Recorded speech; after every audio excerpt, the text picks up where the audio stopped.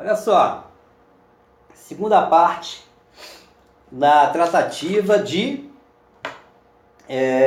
empresário individual, tá? Nós paramos, finalzinho da primeira parte, do impedimento, né? Aquele impedimento superveniente, alguma doença ou morte do empresário individual, deixou herdeiros, assistidos, representados, não é isso? Citamos até o artigo 3º e 4º, absolutamente incapaz, aí tem que ser representado, artigo 3º, artigo 4º, incapazes relativamente, tem que ser assistidos, né? Acompanhados, assistidos, que é o termo que o código que usa.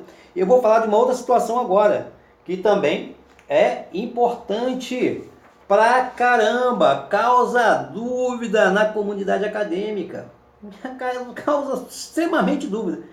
É o que eu sempre reitero, o direito empresarial você tem que estar sempre lendo, porque ele é muito rico em detalhes. Cada situação é muito detalhe você, cara, muita informação, não é que muita informação, é muita informação sim, e você tem que estar sempre lendo para poder massa do sangue. Então vamos lá.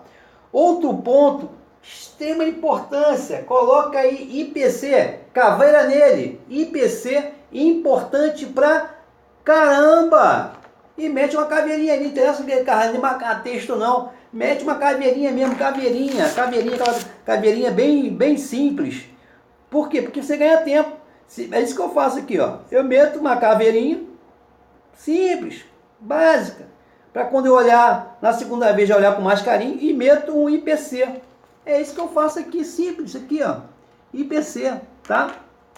Eu boto assim grande para você já ficar ligado. Mas você aí, cadê minha caneta? Não tem, vou ter que comprar, não vai comprar nada. IPC, exclamação, caveira nele. É esse caso agora aqui. Importante, a possibilidade de contratação de sociedade entre cônjuges. Meu amigo, claro que se estende a companheiros, pelo novo Código Civil, alinhado com a Constituição da República Federativa do Brasil, tá? Então, isso aqui é importante, para tudo. Olha só, possibilidade de contratação de sociedade entre cônjuges, de acordo com o artigo 977 do Código Civil, vamos a ele aqui em loco, 977. Faculta-se aos cônjuges contratar sociedade entre si ou com terceiros, desde que não tenham casado no regime de comunhão universal de bens ou no da separação obrigatória ou separação legal. Separação obrigatória ou legal é a mesma coisa. Separação obrigatória ou separação legal, mesma coisa, tá? O artigo 977 do Código Civil só podem contratar sociedade entre si ou com terceiros os que tenham casado nos seguintes regimes, ou seja, separação voluntária de bens, artigo 1687 a 1688 do Código Civil, e comunhão parcial de bens, artigo 1658 a 1666. Por que eu estou falando isso? Porque o artigo 977, ele diz o seguinte, o regime que não pode. Vamos lá. Artigo 977. Faculta-se aos cônjuges contratar sociedade entre si ou com terceiros. Ou seja, eles podem contratar entre eles, né? Sociedade, eu e minha mulher, nós somos sócios. Vamos abrir a sociedade. Beleza. Ou entre eles terceiros. Nós dois aqui, um vizinho, um colega, um conhecido. Beleza. Desde que não tenham casado, ou seja, os cônjuges não tenham casado no regime de comunhão universal de bens, desde que, ou seja, exceto que não tenham casado no regime de comunhão universal de bens ou de separação obrigatória, ou seja, não tenham casado no regime de comunhão universal de bens ou de separação obrigatória. Você vai pegar o teu artigo 977 e vai botar o seguinte: podem contratar sociedade entre si ou com terceiro os que tenham casados no regime de quê? Separação voluntária. Tá? Separação voluntária de bens, que está preconizado artigo 1687 e a 1688, e comunhão parcial. tá? Comunhão parcial. Esses podem, tá? Pode colocar aí. Anote aí no seu admento. Por quê? Porque o artigo 977 ele cita as proibições. Não pode. Que não tenham casado, regime de comunhão universal de bens, separação obrigatória ou separação legal. Esse não pode. E qual que pode? Acabei de falar aqui. Separação voluntária de bens, 1687 e 1688, Código Civil. Comunhão parcial, 1658 a 1666, ou seja, 1666. Entendido isso? Porque na prova, aí que está o detalhe. Aí cadê? Vamos para casca de banana. Contratação de sociedade entre cônjuges. De acordo com o artigo 777, só podem contratar sociedades entre si ou com terceiro os que tenham casado nos seguintes regimes. Aí ele vai colocar lá. Ele vai colocar comunhão universal de bens, separação obrigatória de bens ou separação legal. Então ele vai dizer o seguinte: não podem contratar sociedade entre si ou com terceiros, separação voluntária, comunhão. Meu amigo, vai te dar uma confusão. Então, aquela história. Direito empresarial você tem que ler, reler, tá sempre lendo. Olha só. Então, é repetitivo, hein? Porque é importante, pô. Olha só. Artigo 977, ele diz o quê? O que você não pode casar. 977. No regime de comunhão universal de bens ou de separação obrigatória. Ele não está dizendo qual que você pode, ele está dizendo que você não pode. Então, anote aí o que você pode. Só podem contratar sociedade entre si ou com terceiros os que tenham casado no separação voluntária de bens e no de comunhão parcial de bens. Beleza? Bom, então nós podemos dizer o seguinte: os casados no regime de comunhão universal de bens, artigo 977, e separação obrigatória de bens, artigo 977, não podem contratar sociedade entre si. E eu vou explicar por que agora. Conforme menciona o artigo 1567, já estou nele aqui, 1567, a direção da sociedade conjugal será exercida em colaboração pelo marido e pela mulher, sempre no interesse do casal e dos filhos, tá?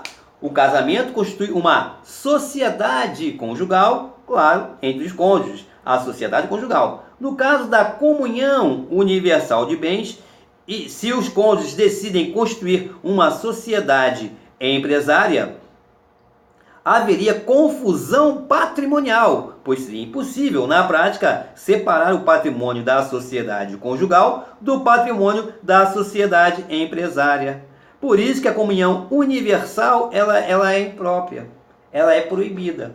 Entendeu? Já no caso da separação obrigatória ou separação legal, em determinados casos, a lei não quer que certas pessoas unam seu patrimônio. Nessas hipóteses, constituiria fraude à lei, se essas pessoas pudessem constituir sociedade entre si, já que são proibidos, né? Pois, de uma outra maneira, sem ser pelo casamento, estariam unindo seus patrimônios. É imperioso destacar que os cônjuges podem, a qualquer tempo, alterar o seu regime de bens para contratar sociedade, ou seja, mudar do regime que é proibido, separação obrigatória ou comunhão universal de bens. Claro, separação obrigatória tem um adendo aí da idade aí, acima de 70 anos não pode, para evitar o golpe do baú. Mas, por exemplo, se o regime for de comunhão universal, pode mudar para separação voluntária de bens ou comunhão parcial. Aí sim, tá? Aí numa prova discursiva você vai destrinchar a possibilidade, você vai esbanjar o teu conhecimento dizendo, olha, o regime foi de comunhão universal de bens, mas já que ele quer realmente ter uma sociedade com a esposa dele, é muito simples. Você como causídico, como um defensor dele, um advogado, você, olha, muda o regime, passa para separação voluntária de bens ou comunhão parcial. Muda-se o regime, tá? Os cônjuges podem, a qualquer tempo, alterar o seu regime de bens para contratar sociedade. É o que preconiza o artigo 1639. Já estamos nele aqui, ó. É lícito aos nubentes, antes de celebrado o casamento, estipular quanto aos seus bens, o que lhe aprouver. Parágrafo 2º. É admissível alteração do regime de bens mediante a autorização judicial em pedido motivado de ambos os cônjuges, apurada a procedência das razões invocadas e ressalvados os direitos de terceiros.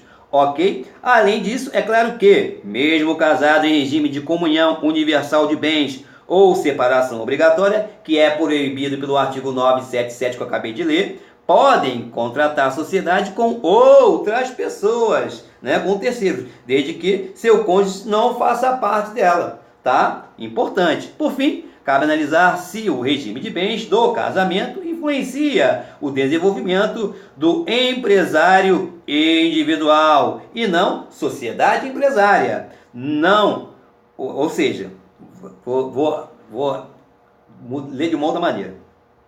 Cabe analisar se o regime de bens do casamento influencia o desenvolvimento da atividade do empresário individual. Não, o casamento em si, o regime de bens do casamento não influencia. Segundo o artigo 978, volta lá, 978, tá? Já estão aqui nele aqui. O empresário casado pode, sem necessidade de outorga conjugal ou outorga uxória, que é a mesma coisa, qualquer que seja o regime de bens, alienar os imóveis que integrem o patrimônio da empresa ou gravá-los de ônus real. O que o artigo 978 está dizendo é o seguinte, que ele pode fazer qualquer transação sem depender da autorização da mulher. Pessoal, vai ser um entrave. Eu sou casado, quero fazer qualquer coisa, tem que chamar a mulher, autorização, outorga uxória, autorização conjugal. Não dá. Então é isso que o artigo 978 está dizendo, Código Civil. O empresário casado pode, sem necessidade de outorga uxória, que é o termo que vai cair na prova. Não vai cair aqui outorga conjugal. Não vai cair outorga uxória. Qualquer que seja o regime, literalidade do artigo 978, qualquer que seja o regime de bens, alienar os imóveis que integrem o patrimônio da empresa ou gravá-lo de ônus real. Vou colocar um gravame ali, um impedimento.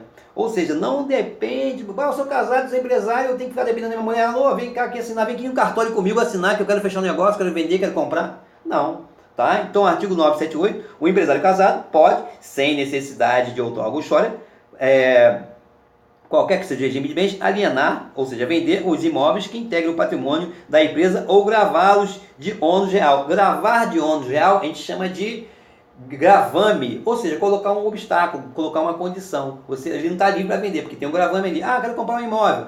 Esse imóvel aqui tem um gravame. O cartório vai dizer, olha, esse imóvel aí está com gravame aí. Ele está com usufruto, até ele está com um termo aqui que só pode vender depois de 20 anos. Quer dizer, gravame é um obstáculo, né, que você coloca ali quando você vai vender. Quem vai comprar vai ver no cartório. Bom, vamos ver no cartório de imóveis se tem algum gravame, algum obstáculo.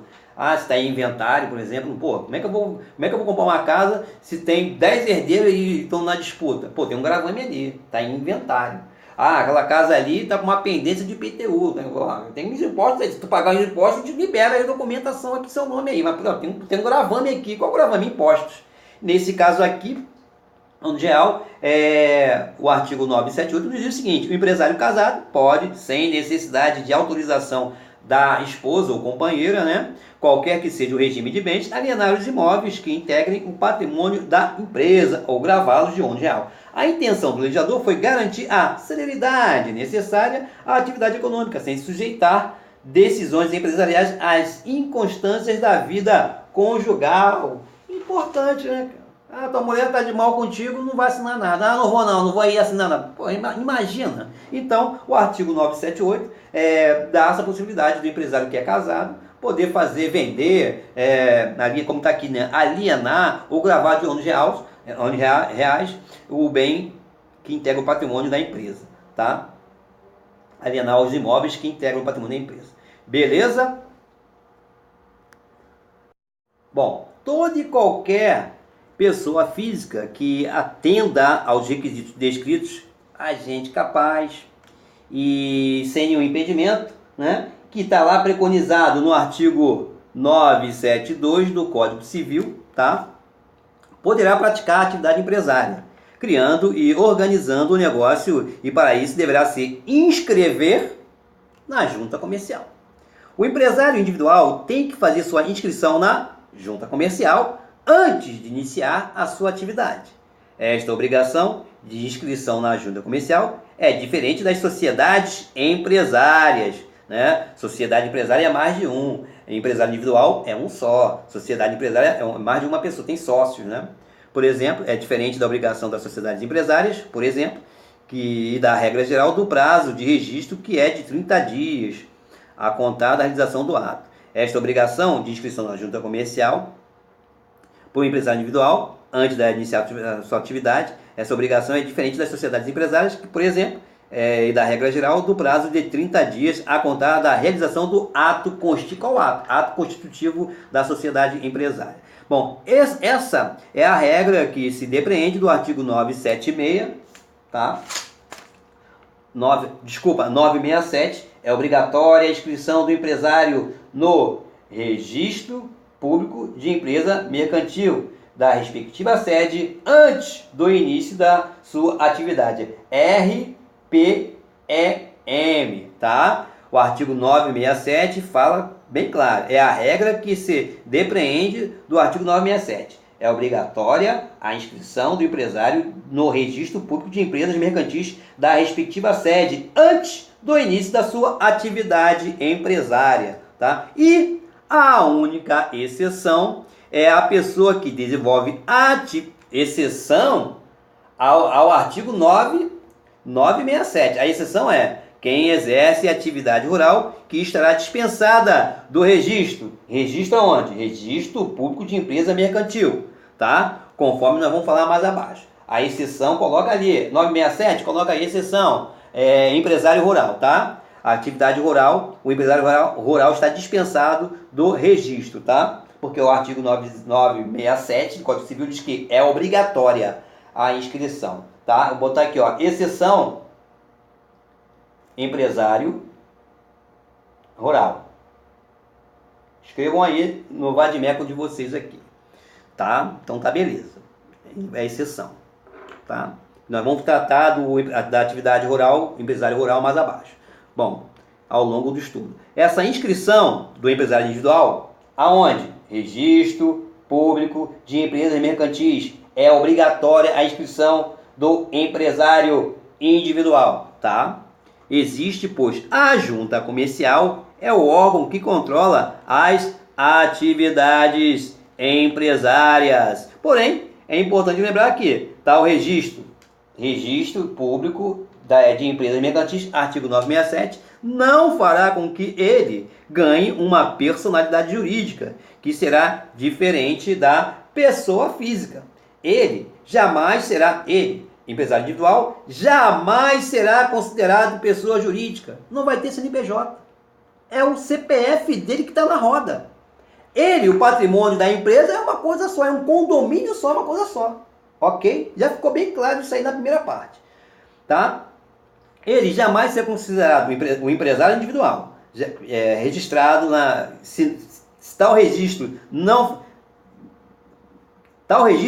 fará com que ele ganhe uma personalidade jurídica. Quer dizer o seguinte, não é pelo fato do empresário individual se registrar no registro público de empresa mercantil, não vai fazer dele pessoa jurídica. O fato dele registrar ali na RPEM, né, registro público de empresa mercantil, o fato dele registrar não quer dizer que ele ele registrou, ele agora é pessoa jurídica. Negativo. Continua sendo pessoa física, tá? Então tá.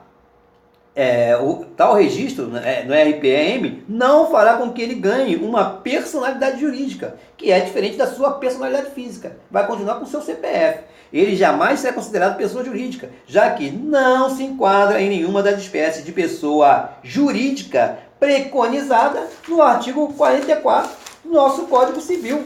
Aqui, ó, artigo 44. São pessoas jurídicas de direito privado. Aí tá aqui, associações. Tem algum aqui empresário individual? Inciso?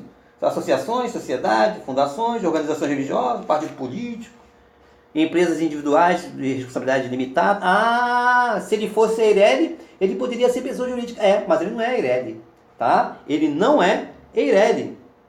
Ele é empresário individual. Então ele jamais, mesmo fazendo registro no RPM, ele jamais será pessoa jurídica. Que fique bem claro, tá ok? Tá? Já que não se enquadra em nenhuma das espécies elencadas que eu acabei de caber o rol fechado aqui, rol taxativo, números clausos, artigo 44 aqui. Acabei de ler artigo 44. Para ser pessoa jurídica tem que ser associação, tem que ser sociedade, tem que ser fundação, tem que ser EIRELI. EIRELI sim, aí ele vai ser pessoa jurídica, vai ter CNPJ. Agora, empresário individual, CPFzinho, acabou. O seu patrimônio, o patrimônio da empresa é uma coisa só, é um condomínio só, é uma coisa só. Ok? Nem mesmo na recém-criada empresa individual limitada, que será analisada mais tarde. Bom, já que não se enquadra em nenhuma das espécies de pessoa jurídica prevista no artigo 44 do Código Civil, nem mesmo na recém-criada empresa individual de responsabilidade limitada. Ou seja, no artigo 44... no inciso 4, a empresas individuais de responsabilidade limitada. EIRELI, sim. EIRELI é considerada pessoa jurídica. Empresa individual, ou seja, é empresa com uma pessoa só, mas é limitada. Então, meu amigo, você não se enquadra, né, nos itens, nos incisos, no artigo 44, pessoa jurídica, inciso 1, inciso 2, inciso 4, você não se enquadra. Se você fosse EIRELI, a empresa individual, aí seria considerada pessoa jurídica, ok? Então, beleza. Vamos que vamos. Onde é que eu estou? Bom, dessa forma, o empresário individual é uma pessoa física, tá? Não é pessoa jurídica. Pessoa física tem o quê? CPF ou CNPJ? CPF. Ah, tá. Que para exercer sua atividade empresária precisa de um registro no órgão competente, assim como os advogados se registram no AB, o médico do CRM, sem com isso se torne pessoa jurídica, né? Profissional liberal. Quer dizer, então, o fato dele se registrar no RPEM, tá? Não torna ele pessoa jurídica. As pessoas confundem, tá? Mas, ao se registrar na junta comercial, o empresário individual, ao se registrar na junta comercial, será obrigatório que o empresário individual também faça sua inscrição na Receita Federal, ocupando o Cadastro Nacional de Pessoas Jurídicas, CNPJ. Ah, meu amigo, aqui é casca de banana. Aqui é aquele que estuda de maneira superficial, uma lidinha, vai fazer prova, meu amigo, vai escorregar. Por quê? Olha só. A partir do momento que ele se registra, empresário individual, se registra na junta comercial, ele é obrigado a ir lá, o empresário individual, ir lá na Receita Federal, fazer inscrição na Receita Federal. Na Receita Federal, ele vai ganhar o quê? Um cadastro nacional de pessoa jurídica, CNPJ. E é justamente por causa desse fato dele ter que ir lá, o empresário individual, ir lá na Receita Federal. E eles lá vão dar um número, né, de cadastro de CNPJ, cadastro nacional de pessoa jurídica. A pessoa acha que o empresário individual ele é pessoa jurídica, e não é. Por quê? É justamente por causa desse fato que muitos fazem uma ideia errônea, acreditando que o empresário individual é pessoa jurídica. É importante você entender o seguinte: a existência do empresário individual ser obrigado a fazer inscrição na Receita Federal e ganhar um número de CNPJ é apenas para fins tributários. Ele não é pessoa jurídica, é pessoa física. Ah, mas ele tem CNPJ. CNPJ que o empresário individual tem é para efeito tributário, pois para o recolhimento do imposto de renda, o empresário individual será equiparado às pessoas jurídicas. Equiparado à pessoa jurídica para efeito de imposto de renda, para efeito de arrecadação tributária. Tá? Como se vê, é apenas uma questão de pagamento de tributo, tá? Uma equiparação. Porque fica mais fácil para a Receita ele ter um CNPJ. Ok? Mas essa inscrição ao se registrar, o empresário individual, ao se registrar na junta comercial, ser obrigado a ter que andar. Foi na junta comercial? Tá. Fui lá na junta, me registrei na junta comercial, me registrei. Empresário individual. Beleza. Agora o senhor vai ter que ir lá na Receita Federal tá? Vai ter que ir lá, o empresário individual tem que ir lá fazer uma inscrição lá, registro na junta comercial, registro, inscrição, olha só, registro junta comercial, inscrição Receita Federal. Vou fazer minha inscrição na Receita Federal, tá? E vou ganhar o meu número lá. Só que de quê? CNPJ. Pô, mas no empresário individual, a confusão toda é essa aí. Se liga no movimento. É muito detalhe do direito empresarial. Aí eu não gosto de direito empresarial. Ah, pô, tem que pensar, pô. Tem que parar de analisar. Olha só. Ele se inscreveu na junta, se registrou na junta comercial. Ponto. Da junta comercial ele é obrigado, tá? A fazer inscrição na Receita Federal. E ele vai ganhar o quê? Um CNPJ, Cadastro Nacional de Pessoa Jurídica. Só para quê? Para fins tributários de imposto de renda. Isso não lhe dá o direito de ser, intitular pessoa jurídica. Ok? Ele continua sendo pessoa física. Esse número é apenas para facilitar o pagamento de tributo. Ele é equiparado, empresário individual, equiparado a sociedade empresária, tá? Ele é a pessoa jurídica, no caso, porque a sociedade empresária é pessoa jurídica. Ele é equiparado a pessoa jurídica para justamente facilitar o pagamento. Só para isso. Mas não é porque ele fez inscrição no RPM, não é porque ele fez inscrição na junta, empresário individual. Nossa temática é empresário individual. Foca. E não é porque ele é obrigado a fazer inscrição, obrigado a fazer registro na junta. Tá, fui lá e me registrei. Obrigado aí na inscrição na Receita. Fiz. Bom, agora eu sou pessoa jurídica porque eu tenho CNPJ. Não, esse CNPJ aí é só para efeito tributário. Efeito de imposto de renda. Tá ok? Bom, isso então é uma questão importante, altamente relevante. Uma vez que o empresário individual, temática da aula, empresário individual, nosso estudo é esse, não tem personalidade jurídica distinta da pessoa física, ou seja, o empresário individual, ele tem um CNPJ, ele tem só um CPF. O CPF dele é o mesmo da empresa dele, é ele mesmo. Ele é a empresa. Ele é a empresa. Não é igual a pessoa jurídica, a minha empresa tem um CNPJ. Eu sou administrador, tenho o CPF. Não.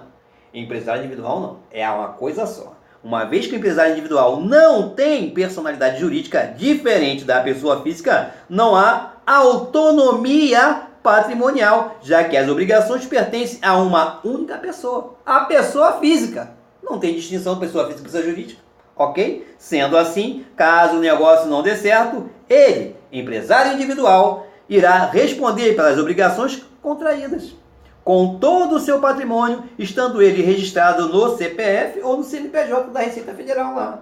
Como nós já vimos que ele tem que fazer para efeito de arrecadação tributária. Não, o CNPJ que ele fez, a inscrição que ele fez na Receita Federal, não lhe passa a categoria de, não, agora eu sou pessoa jurídica. Negativo, continua sendo pessoa física.